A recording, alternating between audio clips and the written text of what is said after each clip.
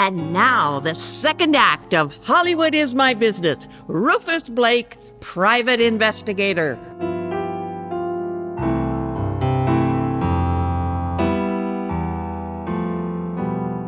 So there they were, the two of them, having a family discussion. Not exactly two peas in a pod, more like two thorns on a rose bush. Lola, you're a fool if you think we can get away with this. If Eddie doesn't catch up to us, Marty or Vince will. Well, it was your idea, remember? You had to drop out of sight after you went to see Eddie. Marty's going to think we're pulling a double cross. Well, we are, and that's got me worried. It's getting too complicated. It was your idea, too, to start paddling around with Vince. I always thought you were playing with fire when you became his girl. Well, I had to, or he would have gotten suspicious. And he's not suspicious now? At least Vince and Eddie don't know about this place. And as for Marty, it was you who brought him and Billy in on the deal. I told you that was a bad idea. Well, we need help with the boat. I know nothing about sailing. And suppose Eddie gets here first. He's not going to get to the boat until he has the ice. So quit your complaining. If anyone's gonna do the complaining, it should be me. Blake? Maybe I should be paying you the $50 a day for finding your sister. She was just like the picture Lola had given me. Only in color. The same soft brown hair that curled down the side of her head like it was looking for a home. Blue eyes that would melt steel. Lips that were only meant for kissing. And a voice that purred like a kitten wanting for someone to scratch its belly.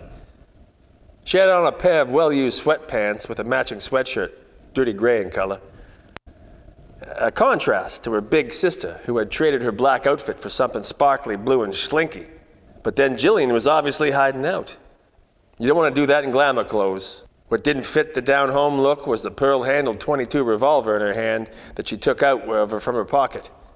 It was pointing right at me. From the stricken look on her face, she was thinking of doing something more dramatic than purring. Is this the dick you told me about? I told you I thought this was a screwy idea. Yeah, that's me, honey. So you can put the gun away. I'm as harmless as a kitten. Yeah? Kittens can scratch. Well, will somebody tell me what's going on? I'd like to know how I didn't earn my money. I'm sorry, Blake. We didn't know what to do.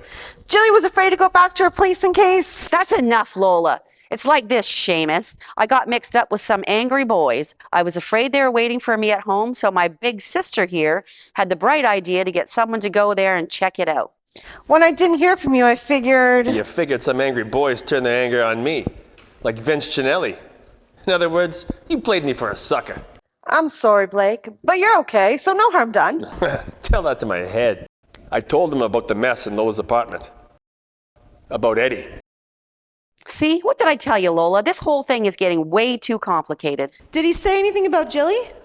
Yeah, I was to tell you that, as far as I'm concerned, she's dead meat. And that it ain't gonna be pretty. That's a direct quote. And you could double that for Chinelli. See, I was right. We should have tried to find the stuff before he got out. It was your idea to wait until he told you where it was. Shut up, Lola. Well, thanks, Seamus. Now you can run along and forget you ever saw us. I didn't like the way Jillian's sweet voice changed in tone. These two were pulling some kind of a heist. That seemed obvious. And both Eddie and Chinelli knew that they were getting held up. You know, Jilly, we can't deal with the boat all alone. Maybe Blake could help us. Marty was supposed to help with the boat, but now that we're cutting him out, we need someone else. Billy can help.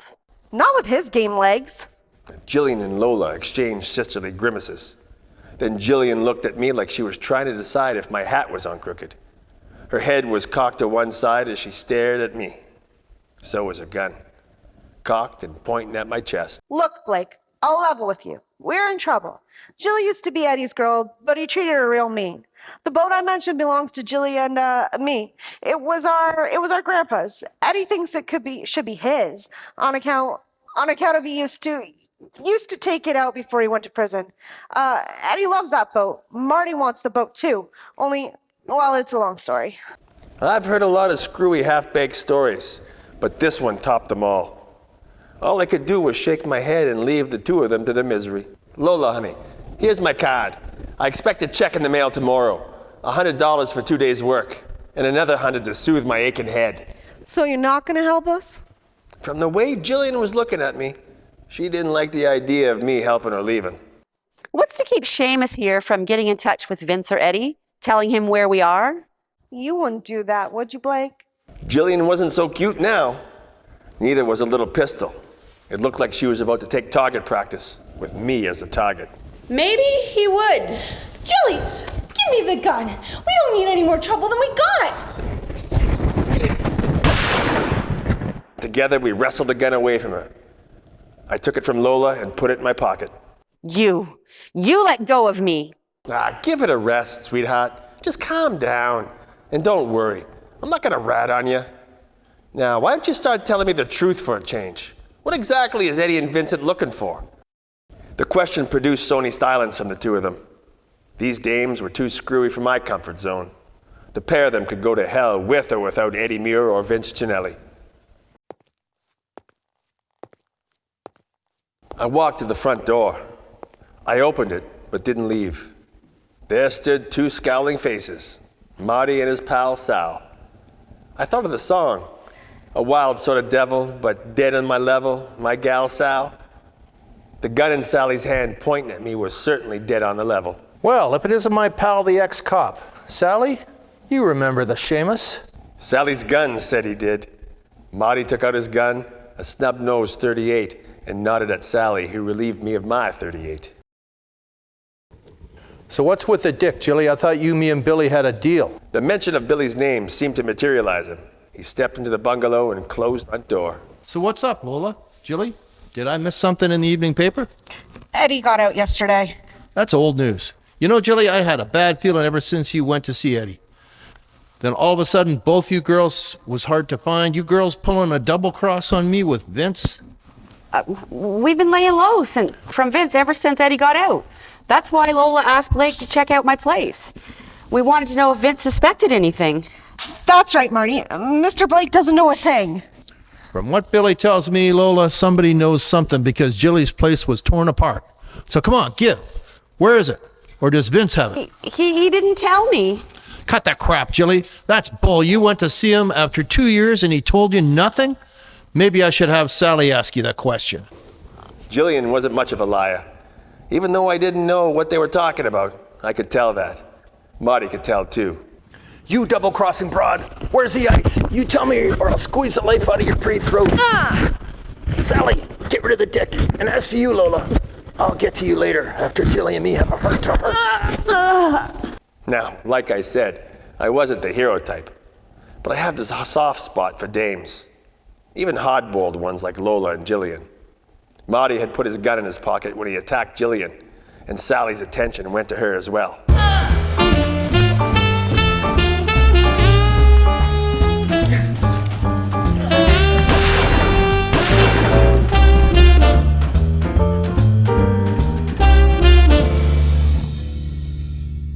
I don't know who pulled the trigger, me or Marty, but it was Sally who got the slug. Then I gave Marty something to remember me by, and he and Gene Krupa began playing the tune together. Billy must have not been the hero type, because when I looked around, he was gone. I felt Sally's pulse. The oaf was still alive. Too bad. You okay, Jilly? Yes. Thank you, Blake. Well, maybe you girls, we should take this party somewhere else before some more guests arrive. We started to leave by the oceanside door when Lola stopped in the doorway. Wait, Jilly, where are our purses? If that wasn't like a dame, Jillian ran into the bedroom. I waited anxiously as the sirens grew louder. What's she doing? Putting on her makeup? We're not going to a party. The purses, they're our favorite. I glanced at Lola. She gave me a funny look, but I didn't feel like smiling. Two screwy dames is all I thought. And me in the middle.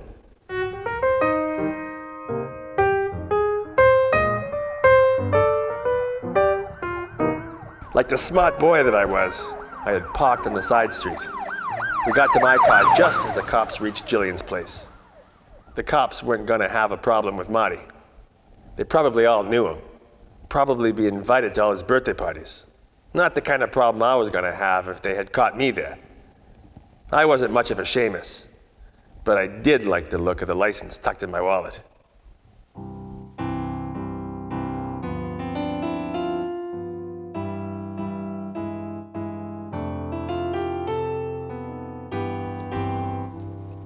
Lola turned out to be a music aficionado. When she saw my record collection, she chose a Gershwin tune. Jillian had other ideas. What a dump you got here. Don't you ever clean this place? It's the maid's day off. What do you got to drink? I handed her a half-empty bottle of Johnny Walker. She didn't ask for a glass, just swigged it right from the bottle. Some gumshoe can't even afford good booze? Well, well, well, the lady is a tramp. Her critique didn't stop her from flopping onto my couch, stretching out and falling asleep, the purses tucked between her side of and the couch. I had lots of questions, but when I gave Lola a critical stare, she had flopped into my easy chair. She just smiled. Then she got up, grabbed the two purses, and went into my bedroom. Then she shut the door. That left me with the easy chair to sleep on.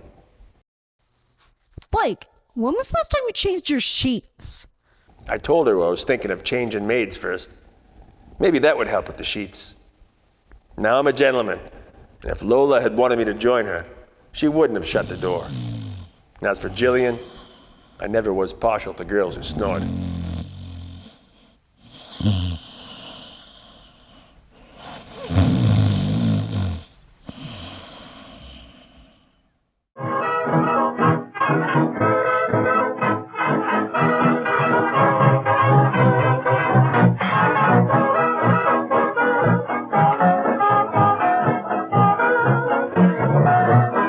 Well, I was up first. Out of modesty, I decided not to shower. Instead, I left the apartment and went for a walk to my favorite coffee house. I was still acting the gentleman card. I was going to bring back coffee and donuts. Java Joe's was a fixture in the neighborhood. Been there since the 20s. Gladys was a fixture too. She had that same dusty look as the rest of the place. I couldn't say how old she was. Somewhere between 50 and 100. She always wore the same dress, year in and year out. Something that would have looked smart in a Sally Ann window display. What's the word, Gladys? Morning, Mr. Blake. Never seen you up so early. I'm trying to turn over a new leaf, Gladys. You know, early to bed, early to rise. Isn't that supposed to make you wealthy and wise? Now, don't get personal. The usual? Yeah, but make that 3 usuals. What's new, Gladys? Seen the papers? No. Here. Take a look. I guess you'd be interested in the headline, seeing you sometimes work with the cops. They've been trying to get this guy for a long time. She was right. It was a headline that would have brought a smile to a cop's face. Local mobsters fished out of the LA River. But when I read the story below, I didn't smile. The local mobster was Vincent Ginelli. Another coincidence? It looked like maybe Eddie Muir finished a job that he had started before being sent up. And seeing that I already had a meet and greet with Eddie, Vince, Jilly, Marty, and God knows who else, I had the feeling that I was walking into a rat's nest of trouble. Here's your order, Mr. Blake. You want a case? Well, I got a case of something, Gladys, that's for sure. See you around, Mr. Blake. I certainly hope so. Hollywood Boulevard was quiet when I walked back to my apartment. I thought that was curious until I realized it was Sunday. Everybody was sleeping in because of the drunk from the night before. Now, about those weaknesses I had mentioned. I wasn't much of a chess player. Didn't really think that many moves ahead. If I had, maybe I wouldn't have gone out leaving the girls all to themselves. So I didn't think it was curious that I had heard police sirens racing down Hollywood Boulevard. Didn't think it was coincidental until I walked into my place and saw Marty Gibson looking at me with a vapid, open-mouthed stare. He was sitting on my couch, hands down to his side, his .38 in his right hand, and 2 bloody bullet holes in his chest. Oh, and my .38 on the floor in front of the couch. I kept my car in a garage on El Cerrito, a few blocks from my place. After grabbing my gun and going out the back way of my apartment building, I did a long walk around until I got to the garage. That's when not thinking any moves ahead hit home. It was Sunday. The place was closed up. If I was going to use the car on Sunday, I always phoned Georgie Collins the day before. No sense phoning him now. The nearest phone booth was on Hollywood Boulevard, and by now, there'd be cops all around that area. And I couldn't have phoned from the apartment without doing a meet and greet with the cops. But as luck would have it, a cab just rounded the corner. It was free. I flagged it down and told the driver to drive up into the hills. Any place in particular? I got into the back seat. There was a woman cabbie. She had short, dirty hair and a face that belonged on a wanted poster. Hey, you're a lady cabbie. You got a problem with that, mister? No, just making polite conversation. Just drive for now. Okay, you're the boss, mister. Anything you say within reason, of course. Hey, you look familiar. You an actor? I drive around a lot of actors. I even drove Gary Cooper once. I hate yappy cabbies, male or female, so I didn't say anything to encourage her. One word to a talker like that, and I'd get War and Peace, and not the abridged version. Oh, I know you actor types. Too stuck up to talk to ordinary people. Still, she droned on without stopping. Something about her brother, or her sister, or her cousin, or her uncle, or her friend, or her neighbor, or her minister who worked at one of the studios. After that, my ears lost consciousness. What I needed to do, I told myself, was to have some deep heart-to-hearts with myself. 2 girls up to their eyeballs in some scam with Eddie and the late Vincent Cinelli. Oh, and I hadn't forgotten Marty Gibson, Sally, and my ex-friend, Billy. How Marty found my place was easy. I'm in the book. Or maybe they phoned him. He came over and they all did a rerun of that argument that they had. And once again, he lost.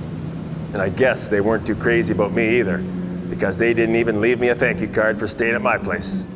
Hey, buddy, I gotta stop for gas. Don't worry, I won't charge you for the time. The cabbie had ended up on Cahuenga, going south until it had turned into Highland.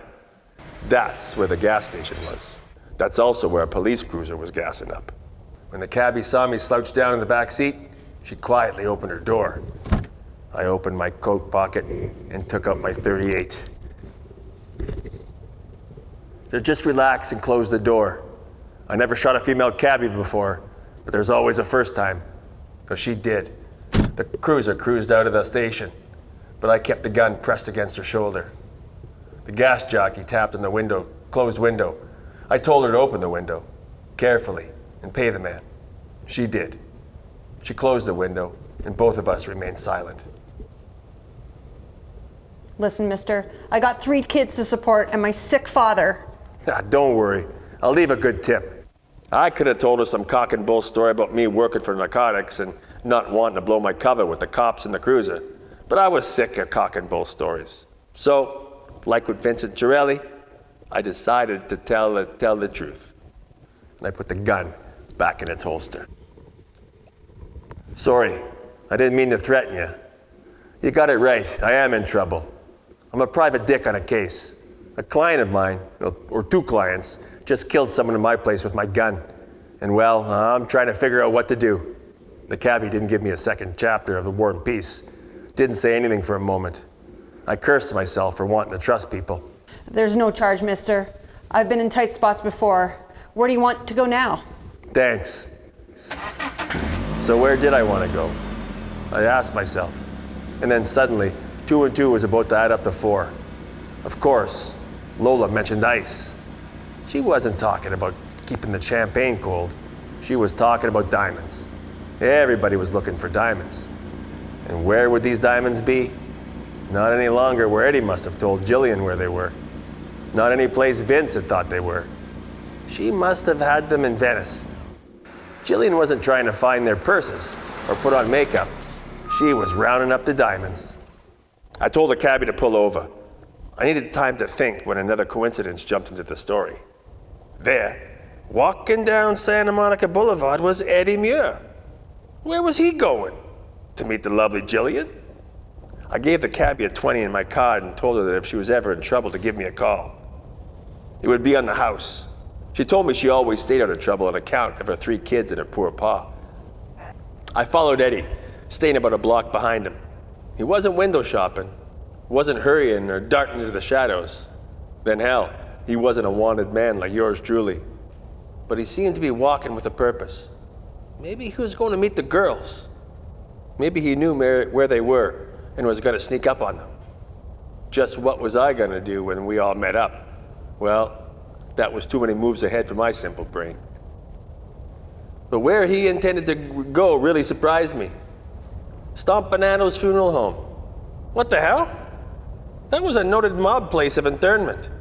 If he had killed Cinelli, was he going there to make sure the body was dead? It didn't make any sense. But there he was. He stopped in front of the entrance.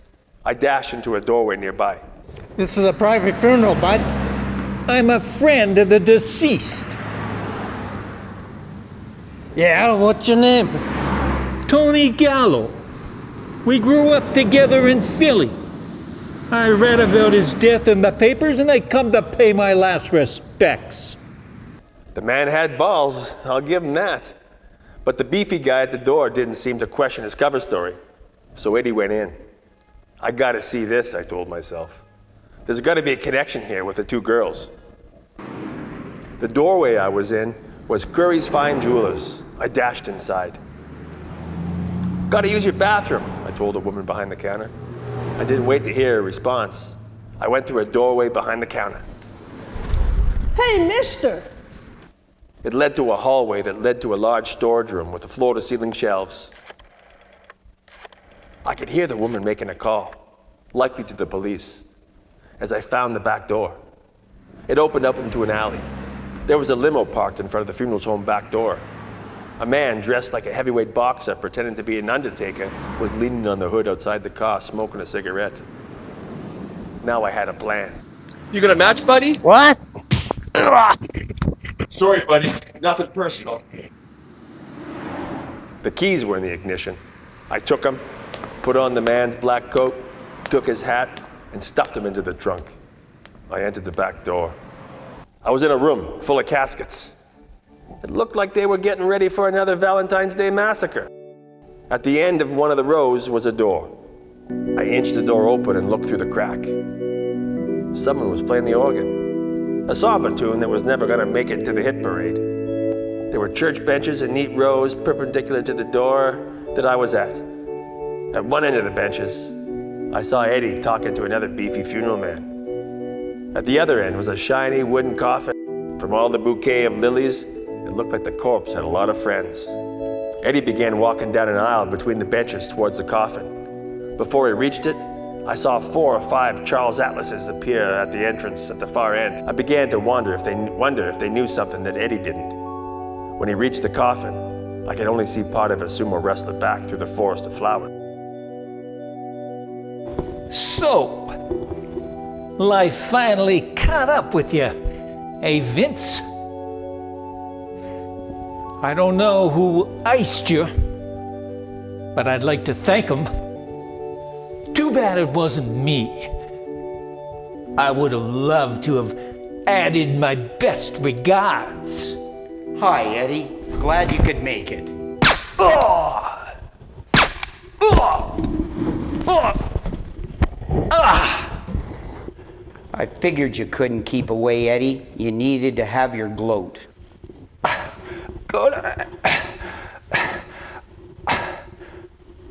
to hell, Vince. That's where you're going, Eddie. So you can have it easy or hard. Your pick. You're not going to chisel me this time. I thought we had a deal. You, me, and Billy. We all had a hand in killing those jewelers in Tokyo. We were supposed to split up the diamonds when we all got back to LA. Only you did the splitting. So where are they? You give them to your one-time girlfriend? Oh! Wouldn't you like to know? Oh! One part at a time, Eddie, or I can be a pal and give you one shot to the head. Your pick. Where are they, Eddie? You're too late, sucker! We're both suckers! Oh!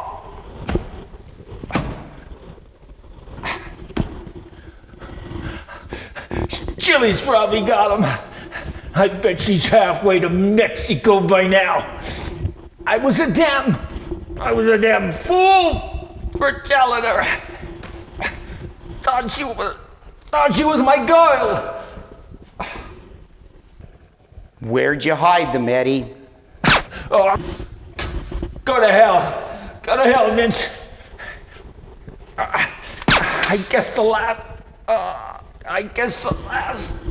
laughs on both of us. Put him in the coffin, then seal it. You guys take it to the funeral. I think I got an idea where Jilly is. He started up the aisle, and then he cut across the benches towards the door that I was behind. This was a time to relapse into my I'm no hero charm. Besides, since Eddie was obviously dead, I had no one to rescue.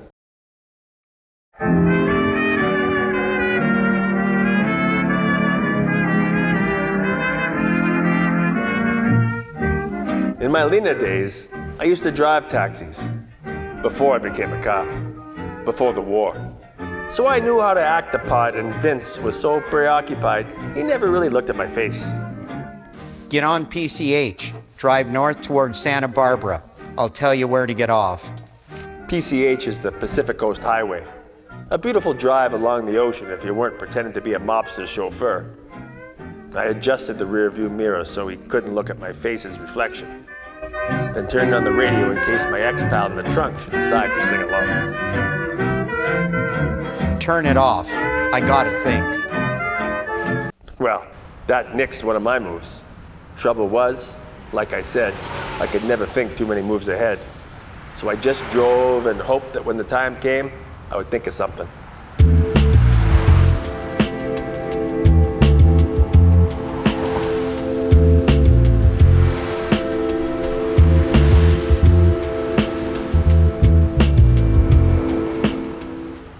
In a few hours, we reached Santa Barbara. A nice place if you're rich, but we didn't stop there.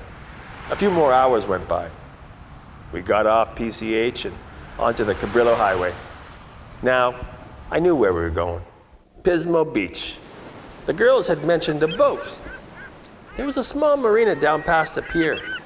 Locals kept their boats there. I knew a girl who once lived here. An ex-hooker who had a smoke shop. But that was before the war.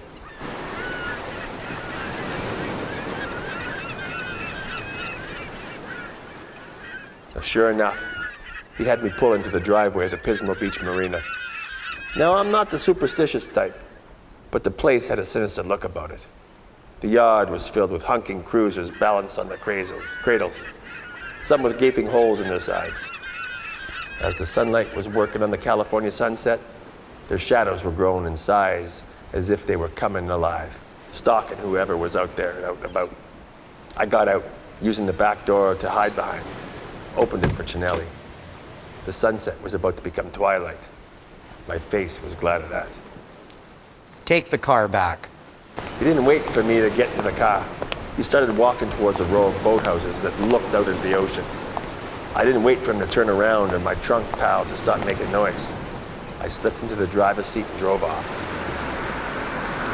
I didn't go far. There was an alley off the side street of the marina. I parked, checked to make sure that my .38 was fully loaded, and backtracked to the marina.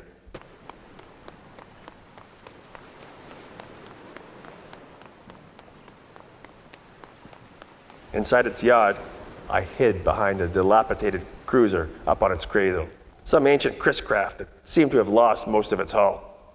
Vince was standing in front of one of the boathouses. So after a quick look around, he took out his silenced .45 and shot off the padlock on a large bifold set of doors. And then he kicked the lock aside, opened one of the doors and went inside, closing the door behind him. So I waited.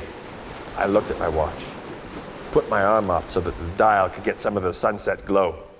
It was past 6. There was a light on in the marina shack. It went out after a few minutes, and the beer belly, followed by a stocky man, emerged. He locked the door, got into a beat-up Nash Rambler, and drove away. So with no smart alecky plans in sight, I decided to wait and see what the future would bring. I knew what the present brought. A cranky stomach that hadn't eaten anything all day. I wondered if Chinelli was also feeling hungry too.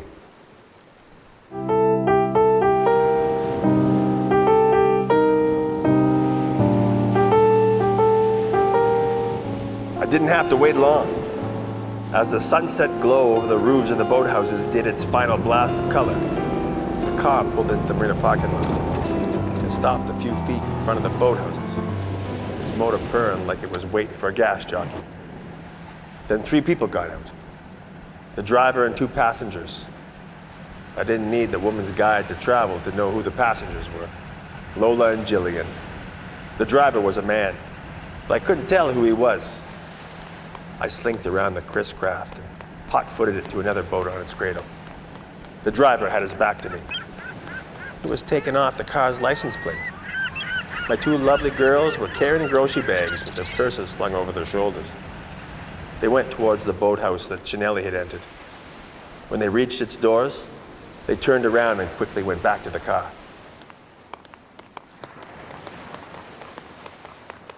The lock's gone. What?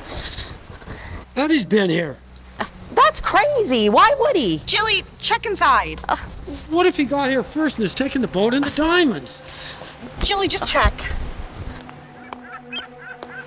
Now I could see that Billy was the driver.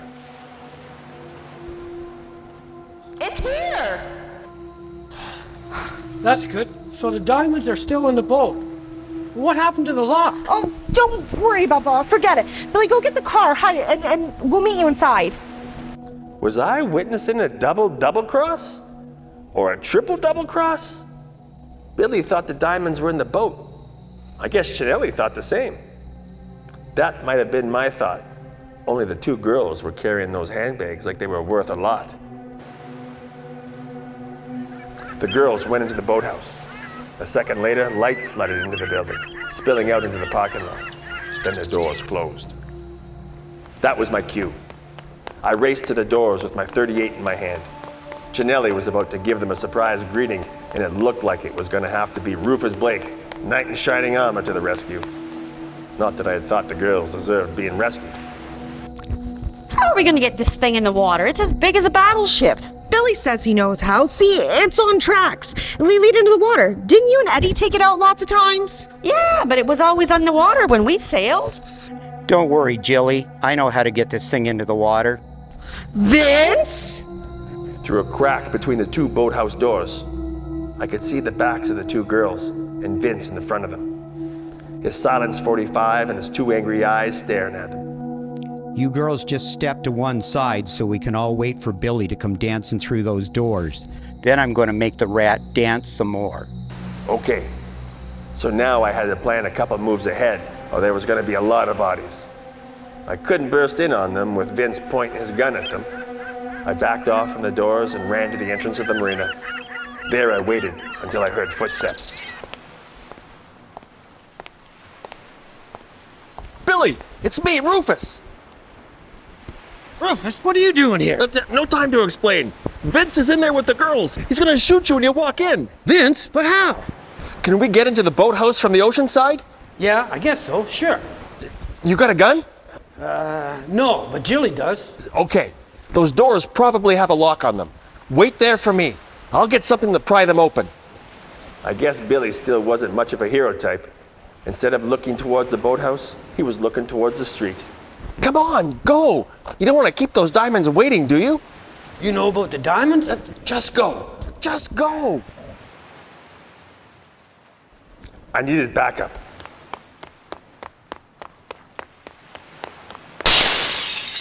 I broke into the marina office so I could use their phone.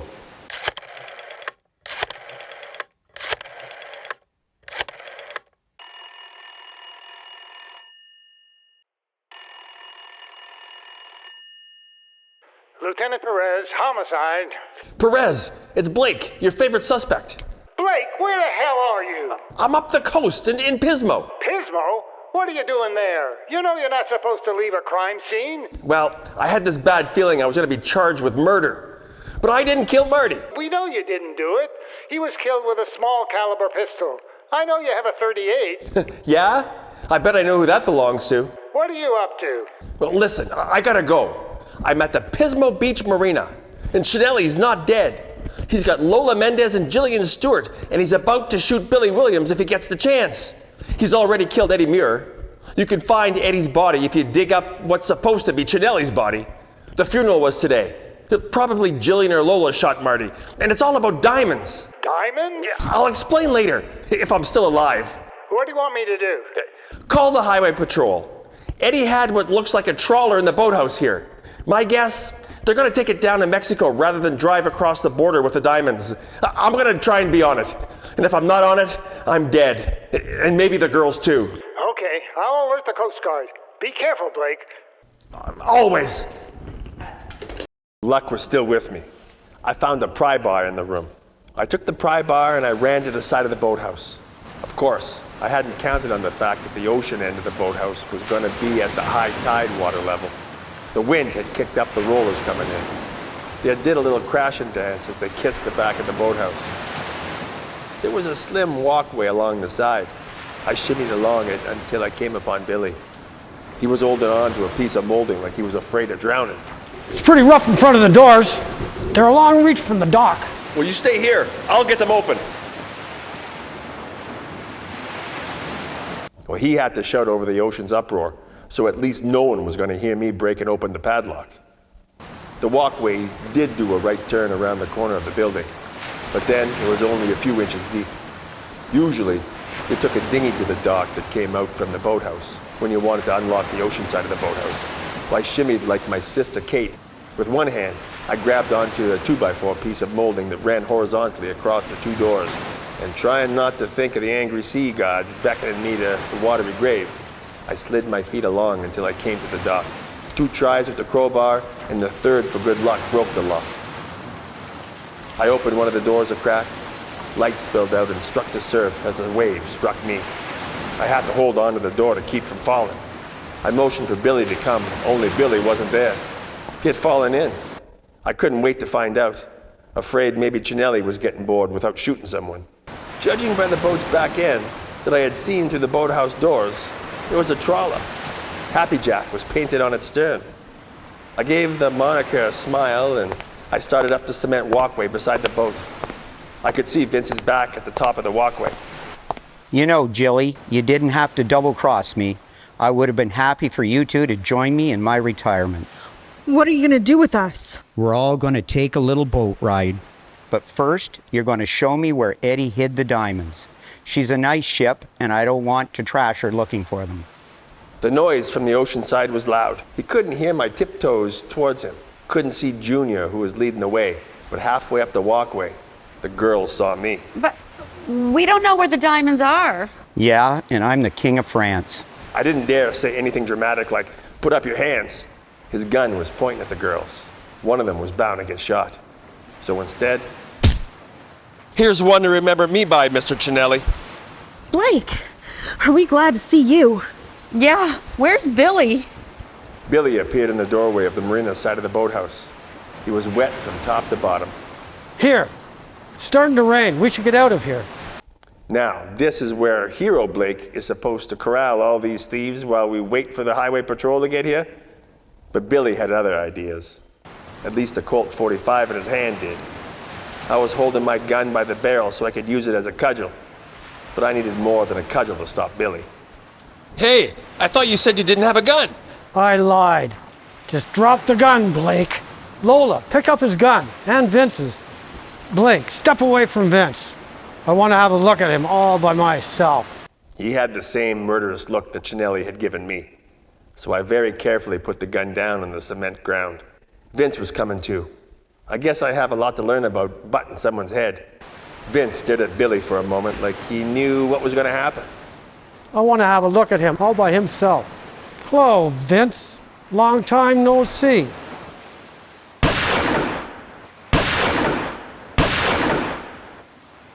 This time, Chinelli wasn't going to rise from the dead. Okay, we better get going. What about the body? Leave it. Maybe the rats will get him. There was a ladder midship. It led to the boat's topside. Girls, get on board. Then I want you, Blakey, to climb up after them. Lola, keep him covered. If he tries anything, shoot him. Well, well, well, Billy. I didn't take you for a cheap hood. Shut up. Come on, girls, get on board. I'll start the winch to get the boat down into the water. Jillian climbed the ladder first. Lola gave me a look after she got on deck. I couldn't tell if it was supposed to pull at my heartstrings or zero in on my heart. Now you, Blake. What are you going to do with me? Stupid question, I thought. This wasn't going to be an Army Buddy reunion. Just get up there. I climbed aboard. Lola followed my movements with my gun. She motioned for me to sit on the deck chair. Jillian followed my movements too. Only her eyes, unlike Lola's, showed fear, not determination.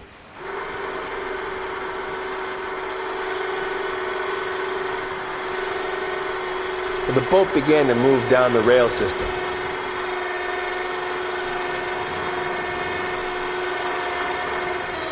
There was a flop and a jolt when the stern hit the water. Then the winch motor stopped and the boat was fully in. The surf was wild and the boat was bouncing all around. All three of us on board were getting thrown about and wet. But I'll say this for sweet Lola. All the while she managed to keep my gun pointed at me. Billy climbed aboard. I'll also say this for the one-time quarterback with 2 lame legs. He was still pretty athletic. He dashed into the wheelhouse and started the engines. Lola, not so gently, pushed me after him. Then both she and Jillian followed. Jilly, hold the wheel steady! With the engines going in reverse, the boat was straining the chain that was connected to the rail system winch. Jillian hesitated. Lola, all this is getting out of hand. It's too complicated. Billy, let's just take the diamonds and drive over the mountains. Billy hadn't heard of her. He had run out of the wheelhouse and had gone up to the front of the boat to uncouple the chain. The boat was bouncing against the dock with a fierce determination to bust it apart. Just do it, Jilly. When the chain was released, the boat lurched backwards into the sea before Jillian reached the wheel.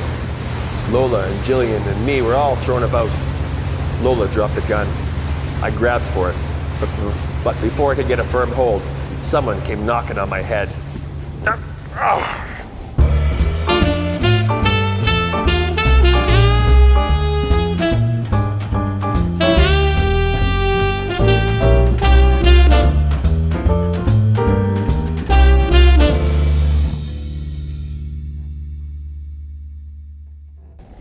As Yogi Berra often said, it was deja vu all over again.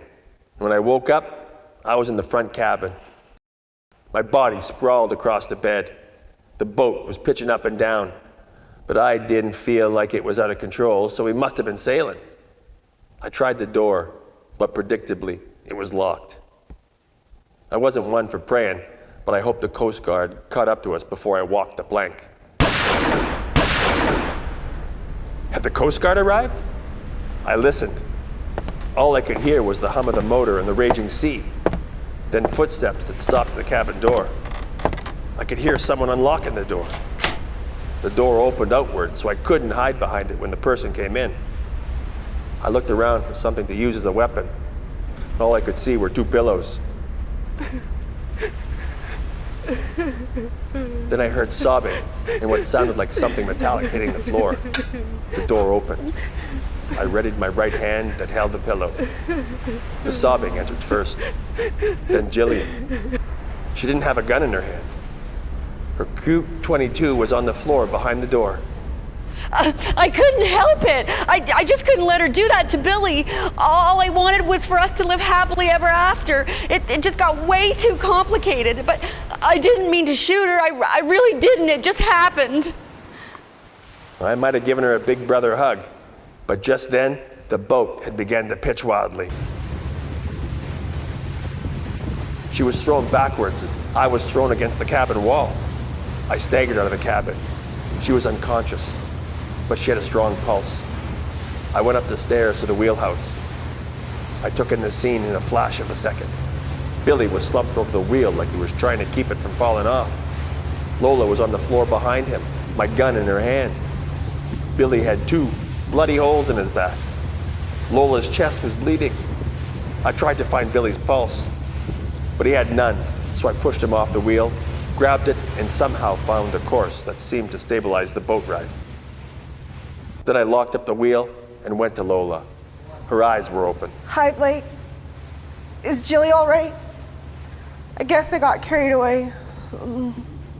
How was I supposed to know that he was Jilly's man? Billy was going to take the diamonds and run, then drop us somewhere on the ocean. Or maybe overboard. You too. Sorry about everything, Blake. I was never really gonna shoot you. I just... Save your breath. I took a look at her wound. It wasn't pretty.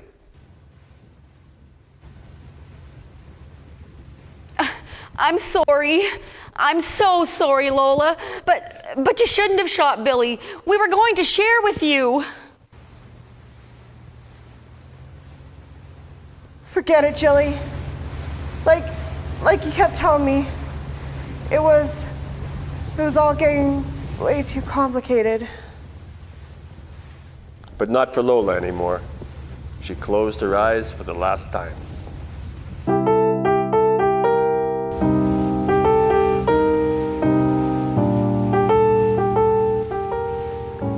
Mayday, mayday, mayday!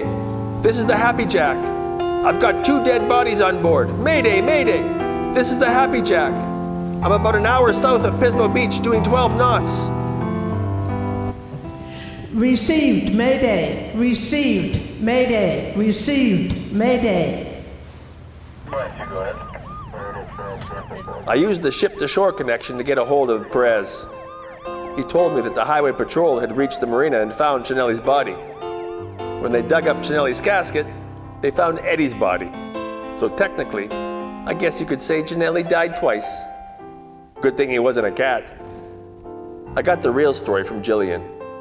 It was Lola who had shot Marty with Jillian's gun because he had ideas of keeping all the diamonds for himself. If she hadn't shot him, I imagine Billy would have. As for the diamonds, they were impounded by the court. I don't know what happened to them. The weather had calmed to peaceful while we waited for the Coast Guard to arrive. The moon came out. A full moon. A lover's moon. But that left me and Jillian out in the cold. She had a date with the county jail. I had a date with a bottle of Johnny Walker.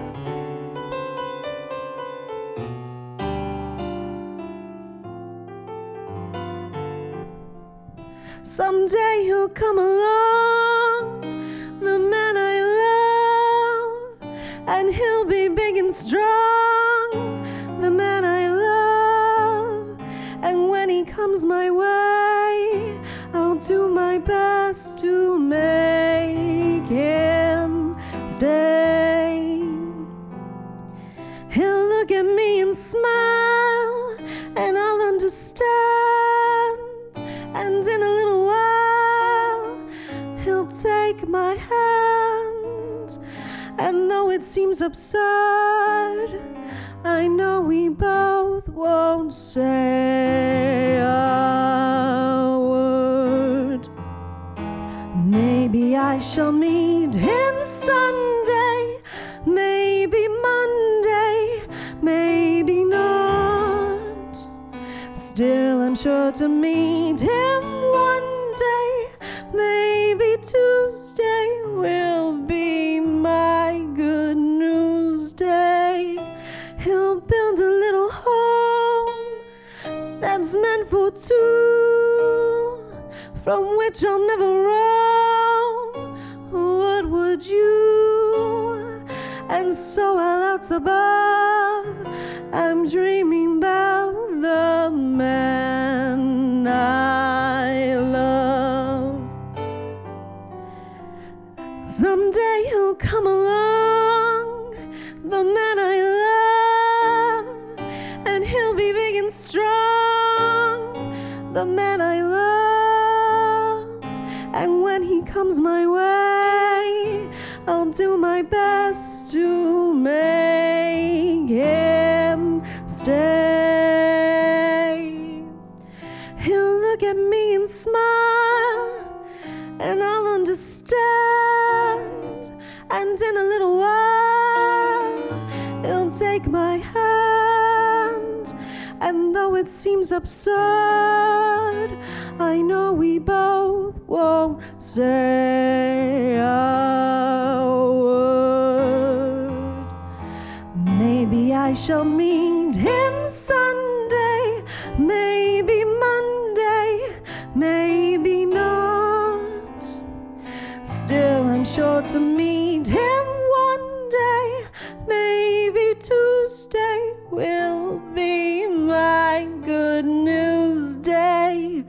He'll build a little home that's meant for 2, from which I'll never roam.